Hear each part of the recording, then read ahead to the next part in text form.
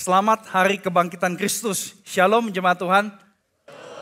Boleh dikeluarkan tangan Anda begini? Gak boleh dibuka, tutup. Kalau begini udah lewat. Nah, ketawa pasti ngerti ya.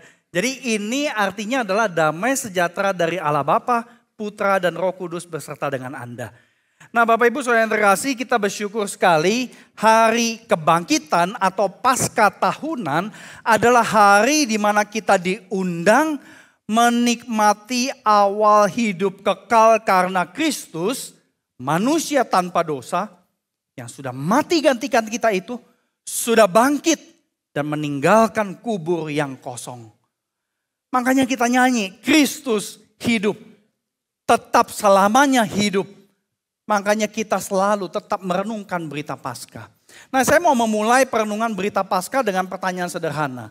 Kalau Bapak Ibu ngelihat nomor polisi mobil ada angka 8, apa yang muncul di pikiran Bapak Ibu? Hah? Ya Ibu, jangan malu-malu Ibu. Hah? Very lucky. Hoki. Keberuntungan. Tapi mungkin ada juga dari antara Bapak Ibu yang bertanya, itu pajak tahunannya berapa duit ya? Ya benar ya, karena itu kan dalam tanda petik pilih nomor gitu Bapak Ibu. Nah Bapak Ibu Saudara yang terkasih, ini menarik sekali karena angka 8 ini bagi ilmuwan, nah buat kita yang belajar matematika, fisika dan sebagainya, angka 8 itu ditidurin menjadi simbol infinity. Dan ini pertama kali diterbitkan oleh John Wallis, ahli matematika dari Inggris, bahwa simbol 8 ditidurin itu adalah simbol tak terhingga di dalam ilmu matematika. Nah Bapak Ibu Saudara yang terkasih, angka 8 ini menariknya adalah ada kaitan dengan tak terhingga terhadap iman Kristen. Karena angka 8 yang menjadi simbol kekekalan sudah digunakan gereja sejak abad 2 dan 3 Masehi. Hari Paskah disebut hari ke-8. Bukti sejarahnya ada di 2 dokumen yang saya tampilkan di situ. Dan kemudian bukti fisik juga ada. Yaitu wadah air baptisan bentuknya segi 8. Oktagonal. Jadi setiap kali orang dibaptis, itu simbol air itu memperbaharui karena ada kuasa Roh Kudus. Sebab orang itu sudah percaya Kristus yang bangkit. Nah kita juga gak boleh lupa Saudara yang terkasih, tanda sunat. Di dalam perjanjian lama, orang-orang Yahudi termasuk Tuhan kita Yesus Kristus disunat hari keberapa? Hari ke-8. Kenapa gak ngomong hari pertama? Tapi kenapa ngomongnya hari ke-8? Ini sebuah tanda sekali lagi di dalam sejarah gereja bahwa hari ke-8 adalah permulaan baru. Di dalam Bahtera Nuh berapa orang yang diselamatkan? Cerita Nuh berapa orang yang diselamatkan? Anda tahu Alkitab Anda kan ya? Berapa orang yang diselamatkan? 8. Satu keluarga Bapak Ibu. Bukan yang lain-lain tuh. Itu satu keluarga 8 orang. Nah Bapak Ibu Saudara yang terkasih, tentu saya sebagai orang Tionghoa saya suka banget angka 8. Ya. Karena waktu mau menikah biasa orang tua, kamu cari hari Gih, tanya orang pintar cari hari. Ya biasalah kita sebagai anak udah Kristen gitu ya. Gak usah lah Pak, Ma. Khususnya mama saya, gak usah lah cari hari, semua hari baik. Tapi orang Tionghoa bilang enggak semua hari baik. Akhirnya kita tak-tok, untung gak sampai berantem lah ya sama mama ya. Akhirnya kita cari jalan tengah. Mama saya bilang begini, pokoknya tanggalnya mesti genap. Kenapa genap? Karena kaki meja genap. Supaya pernikahannya nggak oleng gitu ya. Nah, jadi saya suka angka 8 tapi bukan karena genap. Ya, urusan pernikahan itu ya karena mama saya belum percaya Tuhan Yesus, Saudara yang terkasih. Yang jelas angka 8 itu adalah permulaan baru. Dan hari Paskah dihayati sebagai hari ke-8 dengan arti permulaan baru. Permulaan yang melenyapkan ketakutan. Tapi pertanyaannya adalah bagaimana saudara-saudari dan saya mengalami permulaan baru karena kebangkitan yang betul-betul melenyapkan ketakutan. Gimana caranya ngalamin itu di dalam kehidupan kita sehari lepas sehari. Nah ini yang kita akan diberikan oleh Tuhan kita melalui berita Paskah Injil Markus 16 ayat 1 sampai 8. Silakan jemaat membuka Markus 16 ayat 1 sampai 8. Di dalam berita Paskah ini kita akan diberikan Tuhan 5 pesan ini, saudara yang terkasih. 5 hal yang perlu kita hidupi supaya bisa mengalami permulaan baru yang berkuasa lenyapkan ketakutan. Izinkan saya mengundang Bapak Ibu untuk bangkit berdiri untuk membaca firman Tuhan ini. Dan saya akan turun ke bawah. Saya akan membaca dari tengah-tengah Anda. Ini adalah simbol, jadi saya undang Bapak Ibu yang di kanan kiri saya, yang di belakang saya untuk menghadap ke Alkitab yang terbuka ini. Ini adalah simbol Injil Yesus Kristus ada di tengah manusia. Ada di tengah umat yang sungguh percaya kepadanya. Sebelum kita membaca bagian firman Tuhan ini, mari kita tundukkan kepala, kita mohon pimpinan Roh Kudus. Segala puji syukur kami naikkan ke hadapan-Mu Bapa Surgawi. Karena Engkau adalah Allah penguasa semesta alam yang menunjukkan diri-Mu, punya rancangan yang begitu dahsyat dan Engkau begitu sabar ya Tuhan. Sehingga pada akhirnya rancangan itu genap di dalam diri anak-Mu Tuhan kami, Yesus Kristus.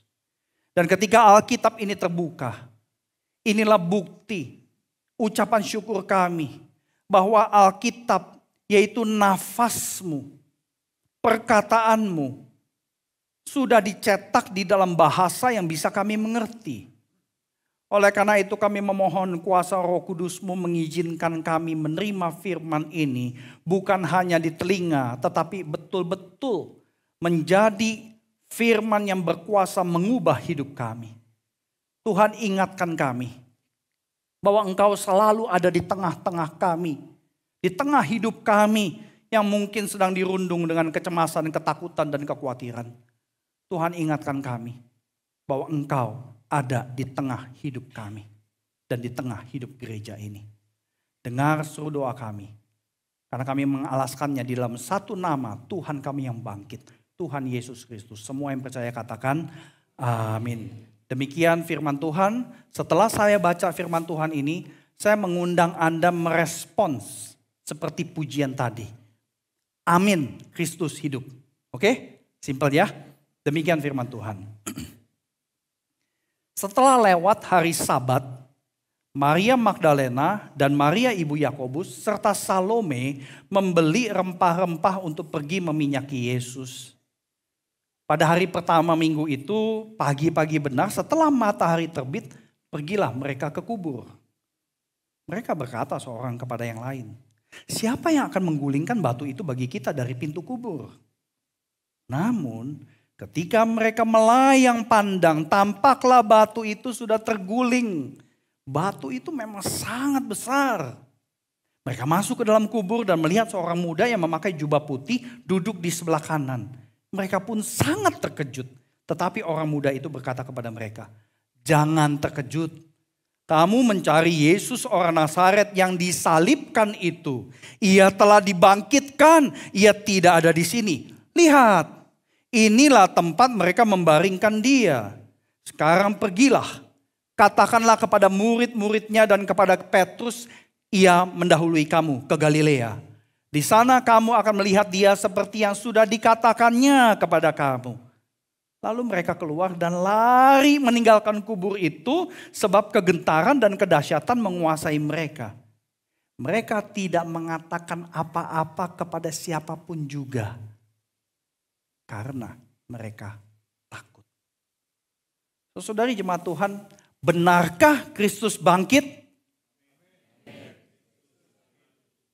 Silakan duduk.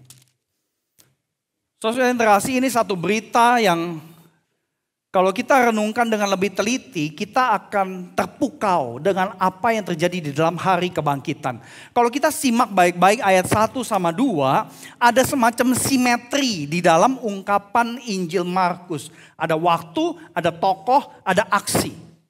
Nah, yang luar biasa, keempat Injil itu mencatat waktu kebangkitan itu sama semuanya.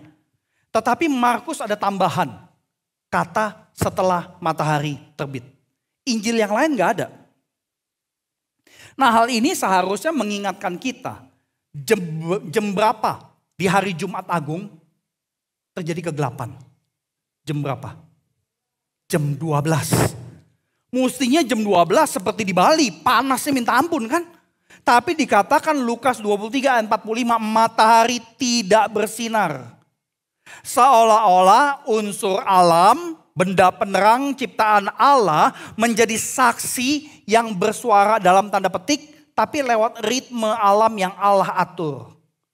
Kemudian perguliran hari bagi komunitas Yahudi juga terkait dengan ritme yang Allah sudah atur ketika menciptakan dunia ini.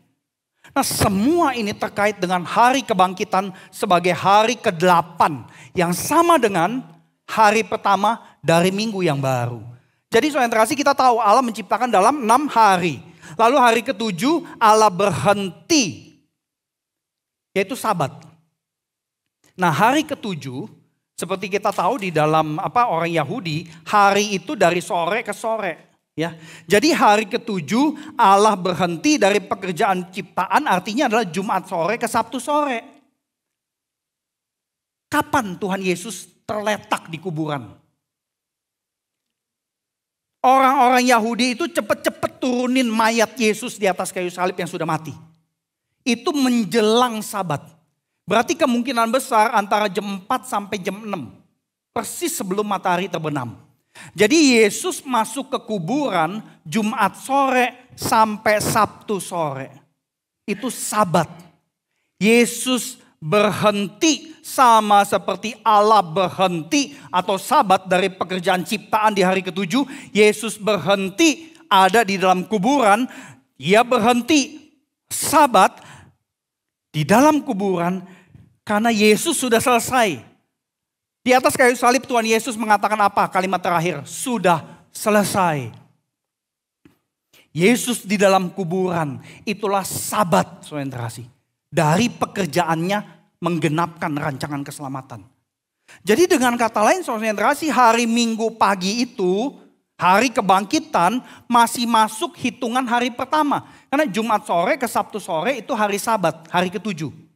Maka Sabtu sore ke Minggu sore itu hari pertama dari minggu yang baru. Yesus bangkit Minggu pagi. Setelah matahari terbit. Nah Bapak Ibu saudara kasih, hari pertama yang satu ini, yang lebih dari 2000 tahun yang lalu, ini hari yang beda dari hari Minggu atau hari pertama yang lain. Karena kuburan kosong. Batunya terguling. Jadi Bapak Ibu saudara kasih, kita perlu menghayati hari kebangkitan baik secara kronologis maupun secara teologis. Secara kronologis, hari pertama dari minggu yang baru itu kalau dihitung itu hari ke-8. Ya.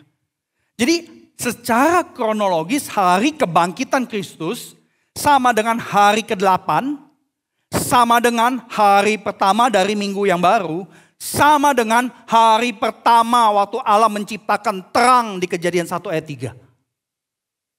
Jadi setelah matahari terbit, Yesus bangkit, artinya Yesus yang berkata, akulah terang dunia, ada lagi. Nyambung kitab Kejadian dengan peristiwa kebangkitan Kristus. Nah Bapak Ibu saudara kasih, secara teologis, hari kebangkitan Yesus berarti adalah hari di mana Allah memulai ciptaan baru di dalam Tuhan Yesus Kristus.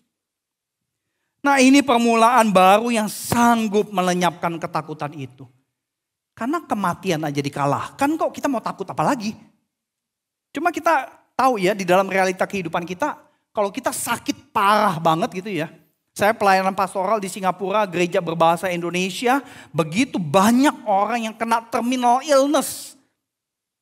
Orang Kristen takut mati. Ya wajar lah ya takut mati. Tetapi apa yang kita saksikan di dalam kehidupan kita sebagai orang Kristen yang mengalami kebangkitan.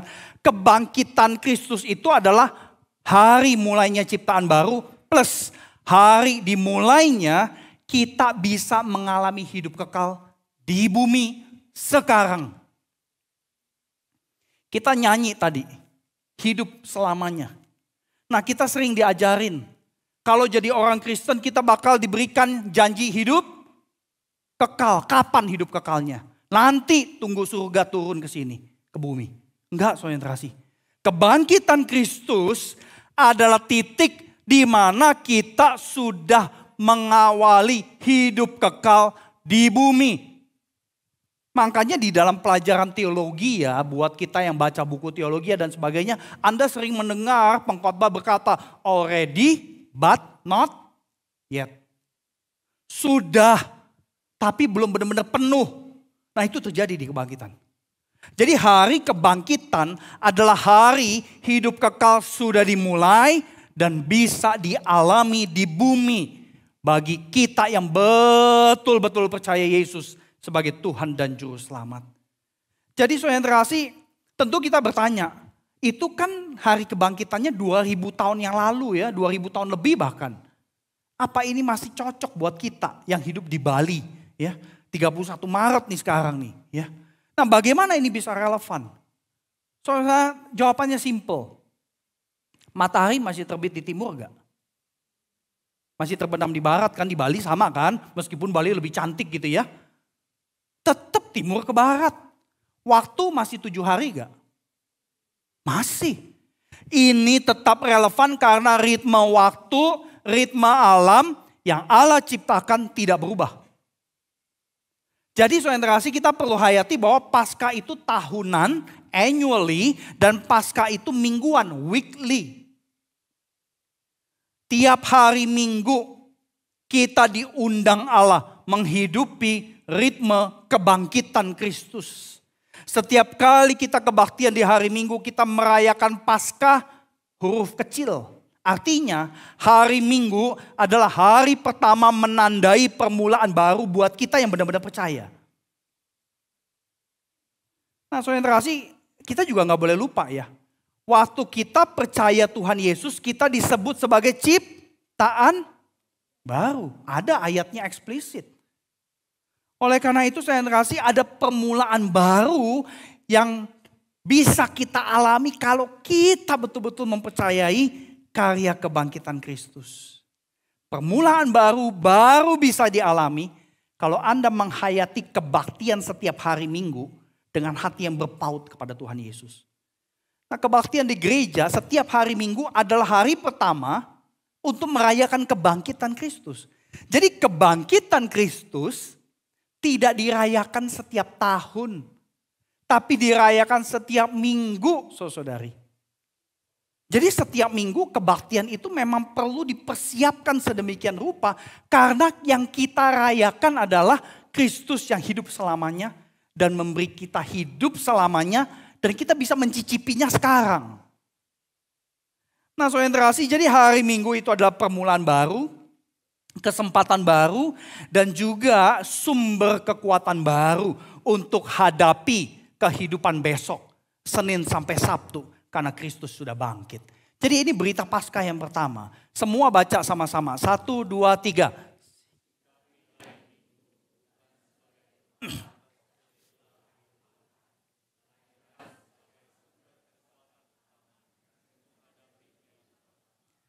Kita seringkali di zaman ini menganggap hari Minggu itu adalah upah. Karena udah capek. Ya kerja Senin sampai Sabtu. Nah buat sebagian besar kami pendeta penginjil, hari Senin itu upah. Karena off day pendeta. Ya, pendeta di jemaat ini harus dikasih off day ya Bapak Ibu ya. Pendeta penginjil gitu loh. Karena apa? Karena itu patron yang dihidupi di dalam diri Tuhan Yesus. Ada sabat kok. Ya. Jadi hari Minggu bukan upah, bukan reward. Setelah kita kerja keras dari Senin sampai Sabtu, akhirnya Minggu liburan, nyantai. Ya. Walaupun saya sih agak ragu ya. Buat Anda yang tinggal di Bali udah berapa belas tahun, hari Minggu ya tetap aja nggak berasa libur ya. Karena kerjaannya tetap aja terus terjadi ya. Nah jadi saudara kasih, hari Minggu bukan upah. Kita perlu membalik penghayatan kita. Hari Minggu adalah awal. Hari Minggu adalah sumber utama. Sumber kekuatan, sumber kuasa terutama untuk bisa hadapin Senin sampai Sabtu saudara kasih. Dengan kita mengubah penghayatan itu, saya yakin dan percaya kita mampu menghadapi kehidupan meskipun kita punya kecemasan dan ketakutan dan sebagainya. Nah, tapi esensi pertama ini tidak bisa dilepas dari aksi para perempuan. Nah, bapak-bapak, para pria, mestinya kita malu nih. Ya. Karena tidak ada satupun pria, murid Yesus, yang ingat kata-kata Yesus. Yesus sudah ngomong begini 3 kali. Ya. Anak manusia bakal dibunuh, disalibkan, mati. Tapi entah 3 hari kemudian bangkit. Nggak ada yang ingat. Tapi para wanita, ya tentu kita bisa asumsi wanita-wanita itu ingat gak ya kata-kata Yesus ya. Atau jangan-jangan wanita itu memang udah kebiasaan ya, sibuk pagi-pagi. Ya. Nah, saya menafsirkan para wanita ini ingat bahwa Yesus pernah sampaikan hal tersebut. Makanya mereka beraksi, beli rempah-rempah, kemudian ingin meminyaki Yesus. Pertanyaannya adalah, ini kan udah jadi mayat. Sebelum Yesus jenazahnya dimasukin ke kuburan, sudah dilakukan tindakan itu. Kenapa sekarang mau melakukan itu lagi? Buat apa? Nah, ini jadi pertanyaan saudara-saudara, tetapi intinya sama. Bahwa para wanita ini beda dengan para murid pria saudara-saudara. Karena mereka fokus kepada diri Tuhan Yesus Kristus yang sudah ada di kuburan. Para murid pria fokus sama diri sendiri. Nah, Bapak Ibu yang terkasih, ini sesuatu yang saya kira kita perlu perhatikan dengan lebih seksama. Apakah kita para pria, para bapak, suami, memang kita adalah orang yang gak bisa mendengar? Coba, kalau saya tanya para istri, suamimu mendengar kamu gak? Kalau mendengar kamu aja gak bisa, gak usah harapin dia dengar suara Tuhan. Ya, belajar dengerin suara istri. Ya, belajar mendengar suara istri bukan berarti ikatan suami takut istri. Bukan. Nah, ini salah satu yang menarik di dalam realita kebangkitan. Para pria murid Kristus yang sama-sama Yesus terus. Gak ada yang ingat kata-kata Tuhan Yesus. Tapi para wanita ingat karena mereka fokus kepada diri Yesus. Nah, jadi ini yang menurut saya kita perlu perhatikan dengan lebih seksama. Karena maaf. Ini kemungkinan besar penyakit kebanyakan orang Kristen waktu datang kebaktian di zaman sekarang. Datang kebaktian fokusnya adalah diri sendiri. Datang kebaktian fokusnya bukan Yesus Kristus yang bangkit. Padahal di kepala ngerti setiap minggu kebaktian adalah merayakan Kristus yang bangkit. Nah, lalu kalau kita merayakan ya, istilah perayaan.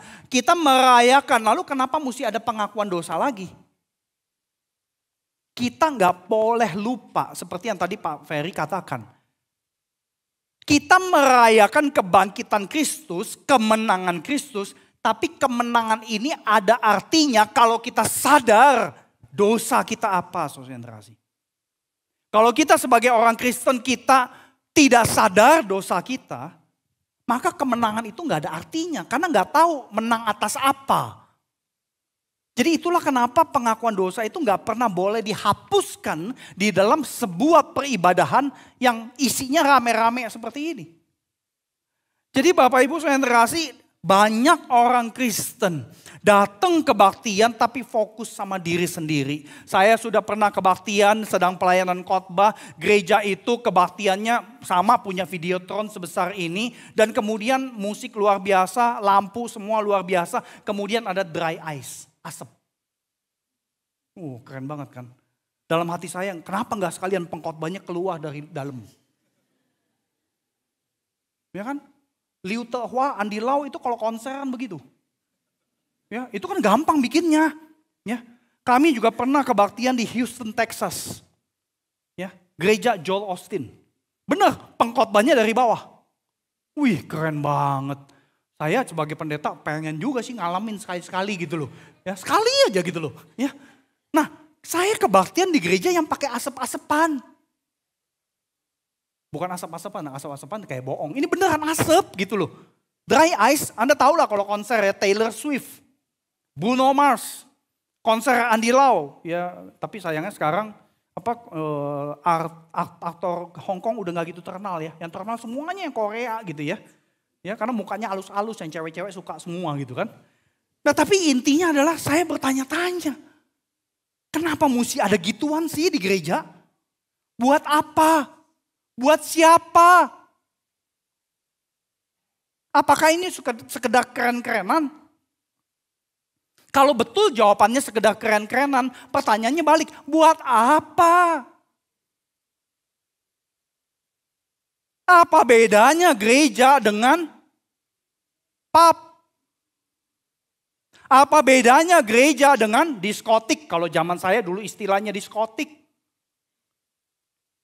Jadi Bapak Ibu saudara yang terkasih, banyak dari kita orang Kristen, maaf sekali lagi, datang kebaktian setiap minggu tapi fokusnya diri sendiri.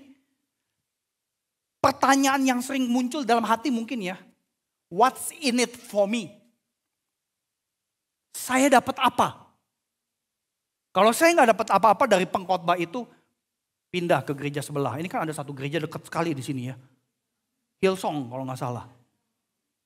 Nggak dapat apa-apa, pindah aja. Ya.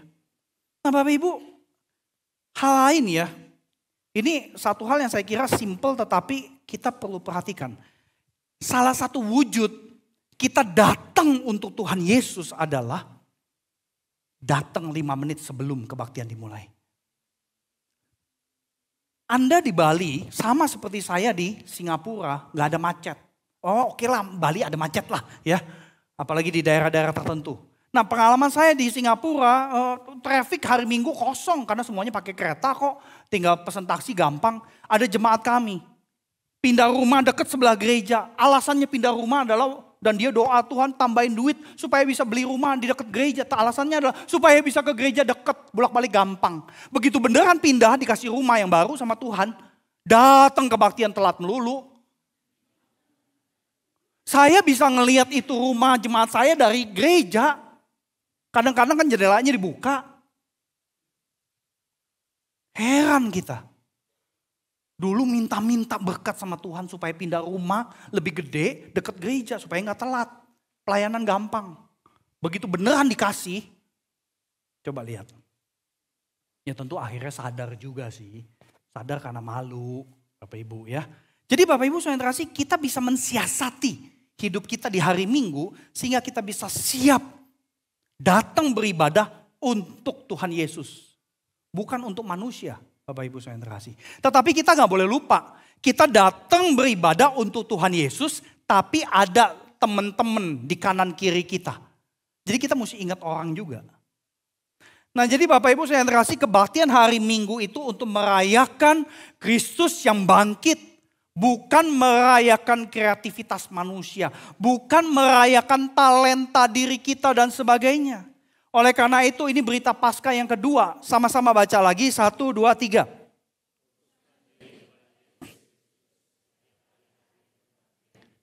Karena yang punya kuasa melenyapkan ketakutan itu bukan pengkhotbah. Bukan lagu-lagu yang bagus, bukan fasilitas gereja yang bagus. Tapi Tuhan Yesus yang hidup, saudara yang terkasih. Hanya Yesus Kristus dengan kuasa Roh Kudus yang melenyapkan ketakutan saudari untuk bisa menghadapi kehidupan Senin sampai Sabtu. Nah saudara yang terkasih, kami di STTRI baru selesai menyelenggarakan sebuah pembinaan ibadah yang kami kasih nama Pieta. Ketika anak-anak Tuhan diajak fokus kepada Yesus dalam acara pembinaan, tapi dikemas sebagai kebaktian, mayoritas mengakui di jamah Tuhan. Meskipun aula STTRI sederhananya minta ampun. Kami nggak punya Videotron segede gini, ini nggak tahu berapa duit nih kalau beli nih. Ya. Memang Videotron dari Cungko sekarang udah murah-murah semua ya. Tapi tetap aja, itu kan bukan pakai daun bayarnya, pakai duit gitu kan. Kami nggak punya sound system yang canggih. Kami nggak punya kamera video yang bisa ngerekam dengan dinamis. Ya. Kami punyanya cuma satu video statis. Makanya orang reform sering dibilang, orang reform emang kaku-kaku. Ya, karena videonya aja statis gitu loh, tegak gitu loh. Ya karena nggak punya duit buat beli kamera tambahan. Ya, kan kamera sekarang udah ada wirelessnya nyambung, tinggal dipencet, pindah segala macem. Nggak punya. Tapi peserta mengalami jamahan Tuhan dan banyak sekali yang menangis. Itu pembinaan saudari, pembinaan. Tapi dikemas sebagai ibadah. Nangis di dalam. Aneh sekali. Gak ada pembinaan orang nangis. Ya, mungkin kalau nangis juga karena kok lama banget gak selesai-selesai pembinaannya gitu ya. Ngomong gak selesai-selesai gitu loh. Tapi dengan sederhana Tuhan yang menyentuh jiwa para peserta yang ikutin pembinaan ibadah tersebut. Jadi saudara yang terkasih, ketakutan kita bisa lenyap ketika kita fokus memberi diri kepada Yesus. Jadi setiap hari Minggu adalah kesempatan mengalami permulaan baru bersama Kristus yang bangkit. Perhatikan kata bersama. Kita mengalami permulaan baru, Yesus itu di samping kita bersama-sama. Jadi Yesus itu bukan sekedar landasan. Kita memperbarui hidup kita alami permulaan baru. Tidak sekedar landasan. Tapi Yesus jalan bersama dengan kita. Makanya kita bisa nyanyi, Yesus hidup selamanya. Nah Bapak Ibu saya yang terkasih, tentu hal selanjutnya yang melenyapkan ketakutan terkait dengan kita tahu gak ya ketakutan kita itu apa sih? Jadi ini poin yang ketiga saudara yang terkasih. Baca lagi 1, 2, 3. Kalau saudara tidak mengenali apa ketakutan dalam diri masing-masing lalu memprosesnya, maka kita sulit menghargai permulaan baru yang disediakan Tuhan. Jadi poin ketiga ini, berita Paskah ketiga ini penting banget. Nah kalau kita cek lagi cerita dari Markus 16 tadi ya. Para wanita itu kan saling ngomong bertiga nih ya. Nanti siapa yang gulingin batu, itu batu gede minta ampun. Itu kan semacam bentuk kecemasan. Kadang-kadang ya, ini maaf ya. Ibu-ibu ya, kadang-kadang ibu-ibu tuh ngomong mikirnya belakangan. Lakukan mikirnya belakangan. Nah Anda ketawa jangan-jangan melakukan. Kalau tadi kan buat bapak-bapak pria ya, sekarang buat ibu biar seimbang dong ya. Jadi ini ibu-ibu beli dulu rempah-rempah terus jalan ke kuburan. Terus baru mikir entah batu ini siapa yang gulingin. Orang mikir kayak sebelumnya ajakin tuh murid-murid yang pria. Ya, tapi mereka gak lakukan itu. Nah ini kedengarannya sederhana. Tapi batunya udah terguling. Mereka langsung masuk ke dalam kuburan. Ada orang muda. Ya Markus gak bilang ini malaikat. Tapi Injil lain menafsirkan ini malaikat dari Tuhan. Dan orang muda itu yang memberikan berita pengutusan saudara yang terkasih. Dan istilah yang dipakai di dalam Markus bukan takut. Tapi terkejut. Jadi pada saat mereka masuk ke kuburan. Kalau di Injil lain disebut jangan takut. Kalau di Injil Markus sebutnya jangan terkejut. Tetapi kalau kita perhatikan ayat 8 yang tadi kita baca. Ayat 8b itu mengatakan seperti ini saudara yang terkasih. Mereka tidak mengatakan apa-apa kepada siapapun juga karena takut. Jadi sebenarnya para wanita ini mengalami gejolak emosi yang cukup campur aduk ya. Waktu ngelihat ada orang muda duduk di sebelah kanan kain kafan Tuhan Yesus, mereka terkejut. Yesusnya kemana? Kok ada orang muda? Nah kemudian waktu disuruh kasih tahu murid-murid supaya pergi ke Galilea karena Tuhan Yesus sudah nunggu di sana. Mereka nggak cerita. Mereka nggak bisa mengatakan apa-apa karena takut. Tema kita permulaan baru yang melenyapkan ketakutan. Tapi akhir daripada Injil Markus takut. Gagal dong tema ini. Nah saudara yang terkasih ini sangat menarik ya. Karena kalau Anda perhatikan kalimat selanjutnya di dalam Injil Markus ayat 8c. Itu Alkitab dikasih tanda kurung siku. Dan ini kurung siku habisnya di ayat 20 ditutup dengan kurung siku. Dengan kata lain banyak manuskrip Injil Markus yang kuno tidak mencantumkan ayat 8c sampai 20. Kalau Anda perhatikan ya ayat 8c itu dikatakan begini. Dengan singkat mereka sampaikan semua pesan itu kepada Petrus dan teman-temannya. Sesudah itu Yesus sendiri dengan perantaraan murid-muridnya memberitakan dari timur ke barat berita yang kudus dan tak terbinasakan tentang keselamatan yang kekal itu. Ini happy ending. Kayak drama Korea. Drama Korea ujungnya selalu happy ending. Ya. Kalau drama yang lain mungkin selalu dibikin tegang dan sebagainya. Tapi ini di happy ending. Nah, tapi banyak manuskrip yang tidak mencantumkan kalimat itu. Dengan kata lain, Injil Markus itu seakan-akan gak selesai. Injil Markus itu seakan-akan ditutup dengan para wanita itu takut. Mereka tidak bersaksi tentang kebangkitan Kristus karena takut. Siapa di antara kita orang Kristen yang selalu takut ketika diajak, kita nginjilin teman lu yuk. Diajak nginjilin, ngunjungin ke rumah sakit, orang sakit, injilin aja, beritain Injil. Banyak gak yang takut? Takut? Ya saya gak boleh tanya pendeta, karena kita gak boleh takut. Takut gak? Banyak yang takut. Nah, tetapi banyak dari kita tidak memproses kenapa kita takut bersaksi. Nah, intinya saudara yang terkasih, kalimat di ayat 8 yang kayak ngegantung Injil Markus itu kagak selesai gitu ya. Para wanita ini tidak mampu memproses ketakutan yang udah dirasain di dalam. Karena abis terkejut kuburan kosong, kemudian mereka lari, mereka bingung, linglung. Mereka gak sempat memproses ketakutan itu. Sehingga mereka gak bisa bersaksi saudara yang terkasih. Jadi poin berita Paskah yang keempat ini penting sekali buat kita saudara yang terkasih. Kita perlu belajar kenalin kita takutnya apa yang kita takutin. Kita perlu sadar dulu nih. Kita takut karena malu atau takut karena nanti diketawain atau takut karena yang lain. Kita perlu periksa apa kategori ketakutan itu.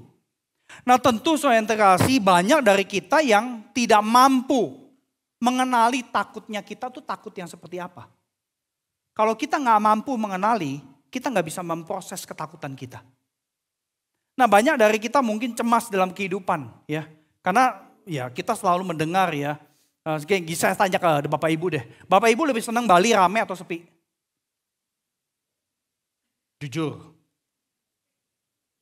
Nah, lebih senang Bali rame atau sepi? Ayo cepetan jawab. Hah? Lebih senang sepi? Kesian dong yang usaha. Kesian dong yang buka hotel. Ya. Nah Bapak Ibu saudara terkasih ini satu hal yang mungkin dialami oleh sebagian besar kita yang punya usaha, yang bekerja, ya terancam PHK. Usaha pick up-nya susah banget. Ya. Jadi ini satu hal yang saya kira kita perlu perhatikan dalam kehidupan kita. Apa yang kita takuti? Kita perlu kenali dan belajar memproses. Kalau kita nggak mampu lakukan itu, disitulah kita butuh konselor Kristen. Kita butuh konselor Kristen untuk nolongin kita. Tukar pikiran. Ini kenapa nih di dalam? Karena memang masalah ketakutan itu bukan sesuatu yang sepele. Ya. Apalagi ada yang disebut sebagai anxiety disorder, panic attack dan sebagainya. Sampai orang butuh obat untuk mengatasi ketakutan karena terpicu sesuatu kemudian panik. Gak bisa napas. Ya. Ketakutan luar biasa. Nah itu kan perlu dibantu. Jadi intinya adalah sadari ketakutan tersebut dan proses. Nah Bapak Ibu yang terkasih salah satu ketakutan yang real pernah dialami dalam sebuah kisah di Bali. Yaitu kisah Bali 9. Siapa yang masih ingat? Bali 9. Ya. Nah mungkin banyak yang gak ingat. Tapi 17 April 2005 9 orang ditangkap di Bandara Ngurah Rai. Dengan tuduhan menyelundupkan 8,3 kilo heroin. Untuk keluar Indonesia, untuk dijual. Nah Andrew Chan, ya foto yang sebelah kiri. Andrew Chan dan Myuran Sukumaran adalah pilotnya, otaknya. Akhirnya mereka masuk penjara, sempat mengajukan gerasi kepada Presiden SBY, kepada Presiden Jokowi, tapi ditolak. Akhirnya April 2015 mereka dihukum mati di Nusa Kambangan. Nah dunia internasional lumayan dalam tanda petik mencerca Indonesia. Ya khususnya Australia. Karena mereka berdua dari Australia. Nah tapi yang menarik adalah Andrew Chan sempat bertobat di dalam penjara. Bahkan ditabiskan jadi pendeta oleh gereja dari Australia. Pendeta dari Australia itu datang mentabiskan dia di dalam penjara sebagai pendeta. Nah ia bahkan memberikan kesaksian bahwa dia menghadapi berbagai macam ketakutan di dalam penjara. Ya. Selagi dia di penjara, dia bertobat percaya Yesus Kristus sebagai Tuhan yang bangkit dan bisa melenyapkan ketakutan dia. Jadi secara fisik dia di penjara. Tetapi secara spiritual dia dilepaskan, dibebaskan oleh Tuhan Yesus yang bangkit itu. Jadi percayanya kepada Yesus malah menolong dia hadapi hukuman mati. Mati bukan akhir buat dia. Karena mati sudah dikalahkan. Memang dari kacamata manusia matinya beliau konyol. Karena mati sebagai kriminal, saudara yang terkasih. Tapi kita nggak pernah boleh lupa. Ada kriminal di samping Yesus yang disalib. Bertobat persis sebelum mati. Jadi kita nggak boleh sebagai orang Kristen mengatakan enak banget ya dia ya. Bertobat udah gitu jalan. Karena saya di dalam pelayanan pastoral tuh banyak ya orang tua yang seperti itu ya. Khususnya yang dari budaya Tionghoa ya. Pernah ada satu pelayanan satu bapak ya dari suku Tionghoa tertentu, dia mengatakan begini. Saya sebenarnya sih suka sama Yesus. Ceritanya bagus banget gitu ya. Dan saya sebenarnya percaya sama Yesus. Cuma saya masih mau menikmati hidup. Soalnya kalau saya percaya Yesus jadi Kristen dibaptis, saya dibatasin. Gak boleh ini, gak boleh itu dan sebagainya. Beneran kena sakit keras, kena kanker yang mengerikan sekali. Dokter udah gak bisa apa-apain. Dan akhirnya di ranjang itu dia bilang, iya saya mau percaya sekarang. Udah gitu istri saya bilang ke jemaat kami, coba tanya papanya, mau dibaptis apa enggak? Karena baptisan itu menjadi materai final bahwa bapak yang sudah sekarat itu memang mau percaya kepada Tuhan Yesus Kristus. Dia alamin itu saudara yang terkasih. Jadi mati bukan akhir. Karena mati sudah dikalahkan di atas kayu salib. Ini yang luar biasa buat iman kita saudara yang terkasih. Nah pesan terakhir untuk hari kebangkitan hari ini ada di ayat 7. Pesan dari orang muda itu berkata, pergilah, Yesus mendahului kamu ke Galilea. Tadi saya udah singgung ya, bahwa perintah itu sudah diberikan oleh Tuhan Yesus di dalam Markus dan Matius 26 dan 28. Tuhan Yesus sudah kasih tahu, pergi ke Galilea. Ya, aku akan mati, bangkit, dan kemudian nanti kita akan ketemu di Galilea. Dan Matius 28 mengulangi lagi. Tetapi para murid itu tidak mendengar, saudara yang terkasih. Oleh karena itu berita ini penting sekali. Yang ke berapa tuh? 1, 2, 3, 4. Simak perkataan Tuhan. Dengan teliti. Udah gitu percaya. Nah tentu ini jadi tantangan buat Anda orang Kristen. Yang ngaku Kristen baca Alkitab gak tiap hari. Kami udah beberapa kali ingetin mahasiswa kami. Ini mahasiswa teologi ya, sekolah Alkitab. Ke kapel aja kagak bawa Alkitab. Tapi masuk sekolah Alkitab. Mau ngapain? Ya. Dan saya selalu sampaikan teguran. Karena orang khotbah sekarang udah gak bawa Alkitab. Bawanya ini saudara yang terkasih. Udah gitu bawa satu lagi taruh tempat handphone. Jadi Bapak Ibu saya terkasih simak perkataan Tuhan. Karena perkataan Tuhan di dalam Alkitab ini adalah nafasnya Tuhan. Kalau kita percaya Kristus bangkit dan hidup selamanya, kita mesti tanya sama diri kita percaya buku ini sebagai apa? Dokumen kuno belaka atau sebagai nafas Tuhan? Jadi Bapak Ibu saya terkasih, kebanyakan kita orang Kristen zaman sekarang itu cuma pengen dengar yang kita suka, saudara yang terkasih. Ini yang kita perlu hati-hati sekali. Para murid sudah diberitahu ketika Yesus bangkit, Yesus akan mendahului mereka ke Galilea. Nah ketakutan kita bisa lenyap karena Allah selalu mendahului kita untuk hadapi situasi hidup yang menakutkan. Tadi saya sudah tunjukkan bahwa di ayat 5 itu dikatakan jangan takut. Nah yang luar biasa saudara yang terkasih ketika kita belajar menyimak perkataan Tuhan. Ada yang mengatakan istilah jangan takut muncul di dalam Alkitab sebanyak 365 kali. Berarti satu hari satu seruan dari Tuhan. Jangan takut. Satu hari satu. Jadi Bapak Ibu saudara yang terkasih saya kira ini hal yang sangat penting sekali. Tapi ada poin terakhir yang bikin saya penasaran. Ya. Para murid itu diperintahkan Tuhan untuk balik ke utara di Galilea. Itu jalan kaki 150 kilo loh. Dari Yerusalem. Yesus disalibkan di Yerusalem. Bangkit di Yerusalem. Kemudian para murid disuruh balik ke Galilea. Jalan kaki. Nah saudara kasih, saya percaya ini cara ampuh mengatasi ketakutan. Dan kaitannya dengan poin sebelumnya. Kita perlu memproses ketakutan yang kita rasakan. Tapi mungkin kita bingung. Ini apa sih? Ya, karena yang namanya gejolak emosi itu kadang-kadang susah sekali untuk dimengerti saudara kasih. Berarti apa? Para murid diminta balik ke Galilea supaya kan mereka jalan kaki ya. Sambil jalan, sambil memproses nih apa yang terjadi di dalam 2-3 hari terakhir. Dan memproses ketakutan mereka apa. Sehingga pada saat sampai di Galilea mereka ingat dan bisa menghayati kembali panggilan Tuhan yang pertama. Mereka semua dipanggil Tuhan menjadi penjala manusia di Galilea. Jadi pada saat Tuhan Yesus suruh jalan balik ke Galilea, mereka diajak untuk menyadari sambil memproses ketakutan itu sampai di danau Galilea, mereka itu mengingat, iya, Yesus dulu panggil kita jadi penjala manusia di sini.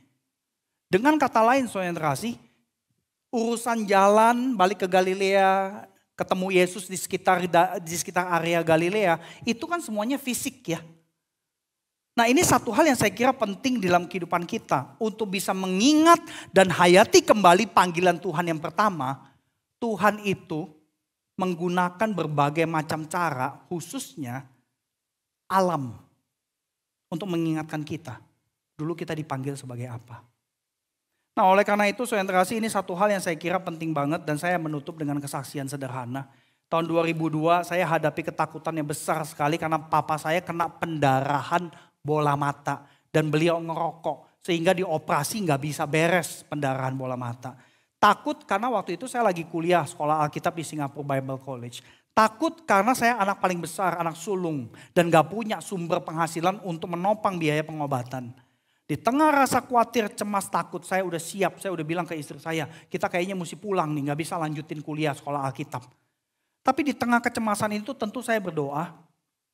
Di dalam proses berdoa, saya dibawa balik ke dalam momen di mana Tuhan berulang kali berikan konfirmasi panggilannya.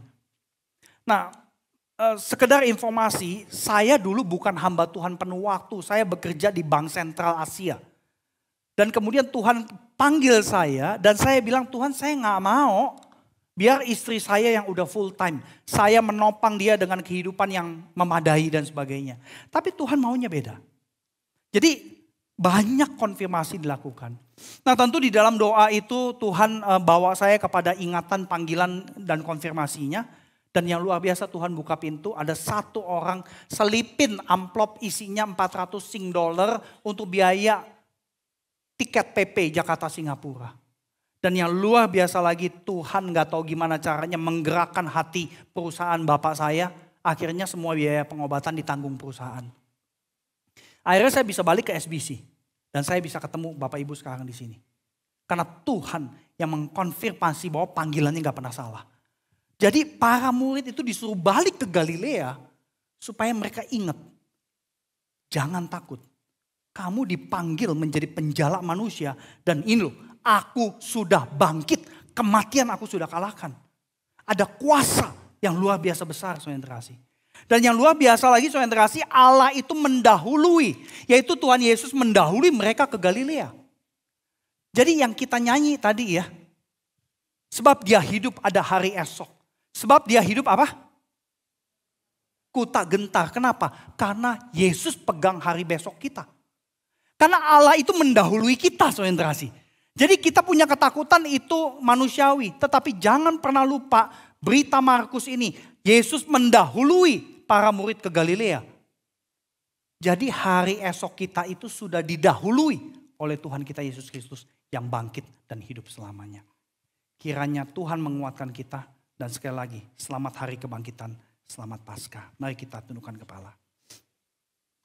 Segala puji syukur kami naikkan ke hadapan-Mu. Karena Engkau bangkit dari kematian. Dan inilah bukti, fakta iman kami yang tidak bisa dihancurkan oleh apapun juga. Kami bersyukur, kami takjub, kami merendahkan seluruh diri kami.